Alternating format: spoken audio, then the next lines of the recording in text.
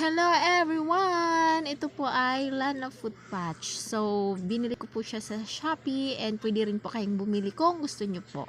At ngayon po, ipapakita ko po sa inyo kung paano po siya gamitin. So, bago po natin gamitin ay hugasan lamang po natin ang ating mga paa para kapag idikit po natin itong foot patch ay malinis po. Okay po. So, ngayon ay buksan na po natin itong sachet ng Lana. Ito po guys ay mabango siya, amoy tsaa, amoy herbal siya, no, kapag binuksan mo. So, ito po ay overnight, so 6 to 8 hours po na babad sa ating paa, nakadikit po. So, ilagay po natin siya sa ating paa bago po matulog, no?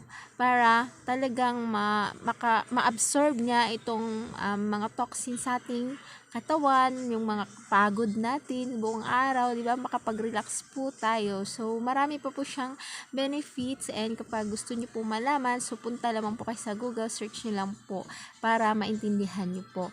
Okay po? So, ganyan, idikit lamang po natin siya dyan sa ating talampakan, and ito po ay ilagay lang po natin yan. Pang-suporta po siya para hindi po siya malaglag. So, i-tape lang natin siya. Ayan, lagay lang natin. Okay, so ganyan lang po ang paglagay. Ayan.